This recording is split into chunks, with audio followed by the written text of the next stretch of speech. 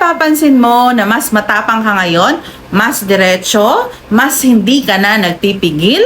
Hindi yan random. May nangyayari sa langit ngayon na directly naapektuhan ka. Pumasok na kasi ang Mars sa Aries at sa susunod na 5 weeks, ibang klaseng energy ang mararamdaman mo.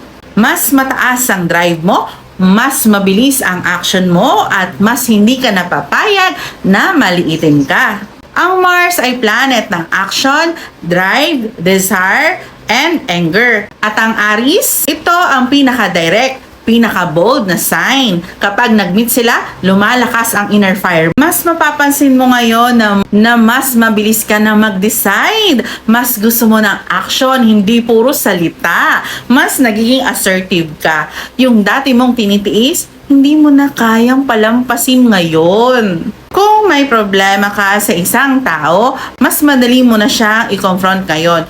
Kung may gusto ka nang gawin ngayon, mas mabilis mo siyang sisimulan. Pero ito ang kailangan mong bantayan. Impulsiveness, pagiging padalos-dalos, at pagiging mainitin ng ulo.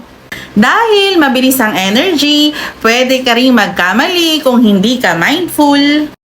Mapapansin mo din na mas mabilis kang magluto pero minsan nasusunog ang pagkain.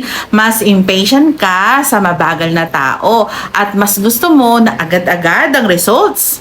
Isa pa, mas mabilis ang manifestation ngayon. Kung ano ang iniisip mo, mas mabilis itong nagiging reality. Pero tandaan, hindi lang good ang namamanifest mo, pati negative. Kaya sa panahon na to, hindi ka pwedeng mag-half-hearted. Kung may gusto ka, gawin mo. Kung may kailangan kang bitawan, gawin mo na. Gusto mo bang malamang sa part ng life mo ang tatamaan ng Mars in Aries? Depende yan sa chart mo.